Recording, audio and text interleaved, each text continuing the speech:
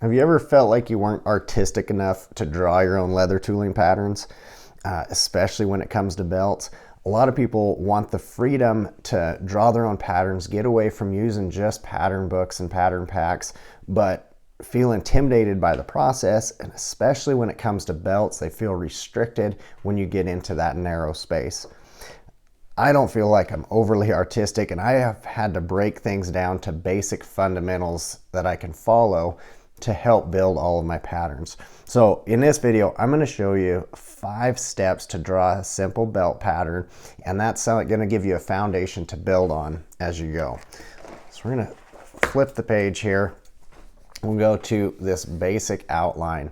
Before I get into the 5 steps, I want to teach you one thing about drawing that really helped me.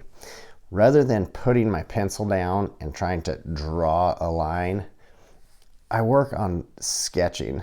So just lightly moving that pencil in place. And what that's going to allow you to do is to build that pattern where you want. For example, if we're going to draw a letter, say I want to do the letter J in a bubble letter, right? Instead of putting this pencil down and trying to just draw straight like that, things can get a little out of whack. I'll start by just drawing my main shape that I want there, the skeleton of that. Now I can slowly build around that skeleton exactly what I want, and it can take shape. I can adjust as I go, as I get a little bit closer to what I'm after. I can start darkening those lines up, and I can see, wow, this one's a little longer than that one. I want this out just a little bit further, and we can build out on that. So the idea of sketching versus drawing, I think, is very beneficial when we transfer that into the idea of drawing a pattern. So I look at this still and see, oh, I need to make that bottom a little bit bigger. Now we're starting to look a little bit more proportionate to how I want that to be. And then we can adjust and erase out the center or anything we want to do there. So let's take that idea and put that towards our 5 steps to draw this belt pattern. Number 1, let's look at a flow line. Now, we're going to simplify this flow line here. We're just going to make kind of a wave down this belt blank. Okay, from that wave, we're going to build in step number 2, and we're going to fill in some of these open spaces here. Now, jump back to step 1 for a second. There's freedom in this. You don't have to have a wave exactly like this. This is where you're going to see some variations in patterns. Maybe we have a wave that's a little bit of a tighter wave here. That's fine too. So know that it doesn't have to be exact. We're just going to start here as a base. So once we have that flow line, step 1, your main flow line. Step number 2, we're going to add some hooks into these open spots. So we can see a big open spot here. We'll say that everything is flowing this direction, okay? So we're growing in this direction. Now, does it have to grow that direction? If you want to draw the other way, draw the other way. It flows the other way. There's no right or wrong there. I just prefer to draw where it's going away from me like this because I can pull lines towards me. But if we're flowing away from me here, we're going to hook into these open spots. Again, using that sketch idea, I'm coming off of this main flow line, that main skeleton. If you've been through our online course, the Drawing Fundamentals for Leather Tooling Patterns, you'll hear me talk about that main skeleton, and that's what we're doing here. We're building that main skeleton. Again, hooking off of here. There's other rules we'll talk about in that full course as far as looking for some triangles. So as I'm branching off of here, see how we're kind of we have some distance here, and it's creating this little triangle in there. That's what we're after for the angle that we're coming off of that.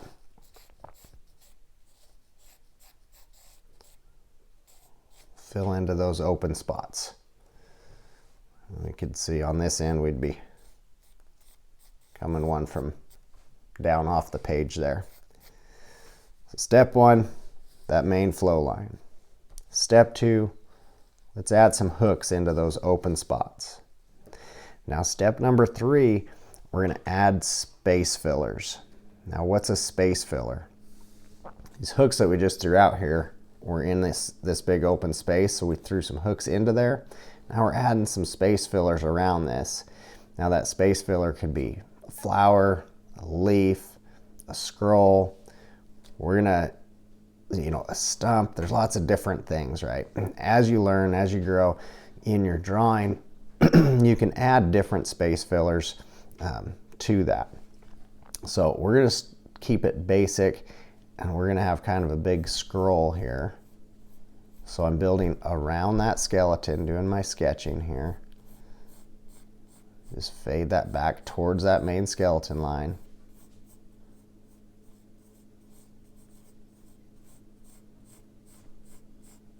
Notice all these lines are coming and pulling back towards that line, towards that main flow line, that main skeleton.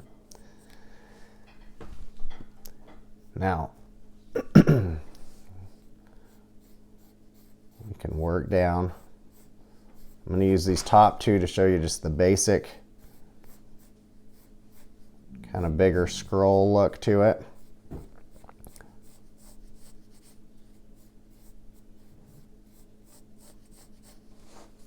And here on this bottom one, let's take this scroll and we're going to make it go wrap all the way around.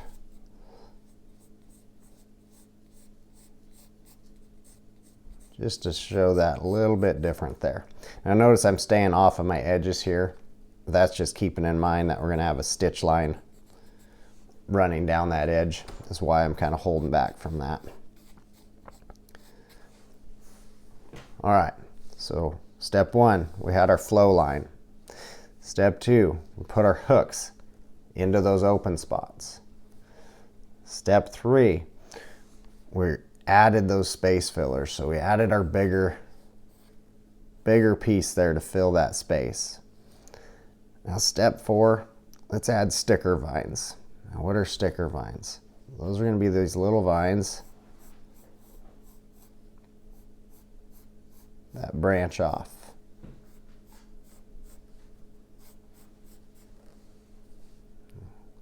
Maybe I have room and want to add one more here. That flows back down. Now these sticker vines I'm adding, you notice I'm coming on the bottom side of these space fillers.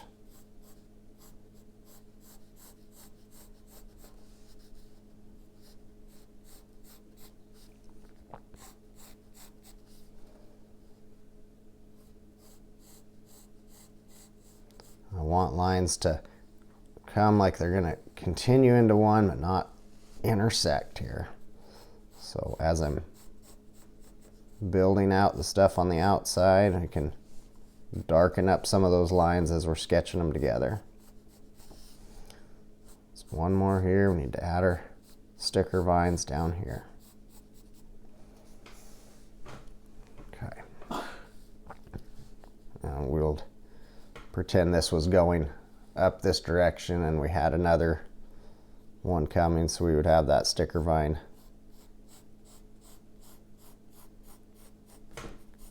coming down there. Now we're darkening those lines as I want to build those in. Now the next thing, we're going to fill in the splits. What do I mean, fill in the splits? So we got our space filler, we got our sticker vines out here. Where this is splitting off of that main vine and coming here, we have this open kind of a V area. So we're going to fill those in. Now again, say we had our pattern that continued down here. So we can fill these in a couple different ways. Very simple way to fill this in. We're going to look right here, kind of a little stump there, if you will. You can add some shading, some decorative cuts when you tool that, but that fills that area in. We can get a little creative from there as well, and we'll get creative down here on this one, but we'll keep the main one simple that we're doing. Getting that bigger, filling in the split. Again, we can do, when you tool those in, add some decorative cuts, fill that in there. Now, maybe here off of this one, again, we were talking about starting to get creative.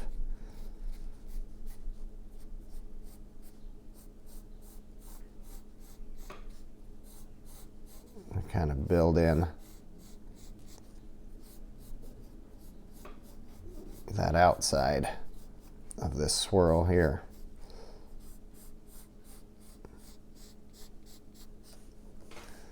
And then we've created a background spot, and a background spot, and a background spot. And that pattern starts to take shape. Again, this is basic fundamentals here. This same principle is going to follow through on other patterns that we do. I want to show you again, just real quick, right here, and how we can do this with another type of space filler. But step one, we got our flow line going. Step two, bring those hooks into your open spots. Step three, we're going to add the space fillers. So this one here, let's add a leaf in this one. This one here, let's make this a flower.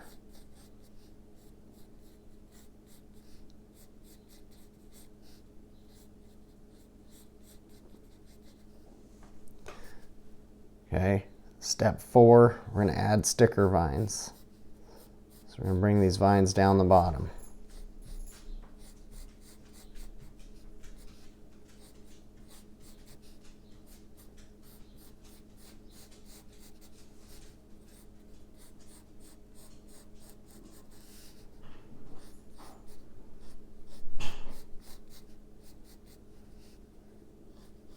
Make sure we get the main vine on our space fillers there. Okay, step five, we fill in the splits. Remember, here's this split here.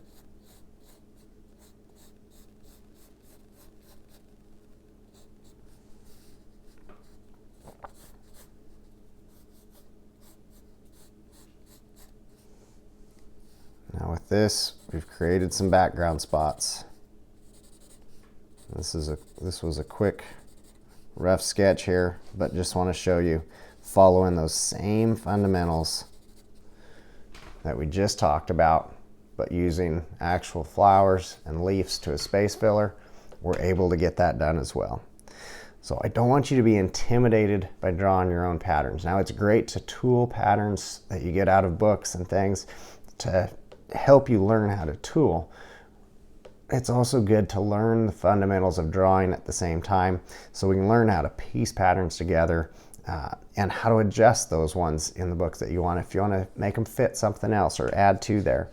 But if this stuff makes sense and you think that we're onto something with these fundamentals and that you can see that we can build a pattern using these basic fundamentals and want to learn more about how we're talking about different things, looking at triangles versus rectangles and different types of space fillers to use, and how we would take these fundamentals and lay out a full pattern, I would invite you to take our online course, Drawing Fundamentals for Leather Tooling Patterns.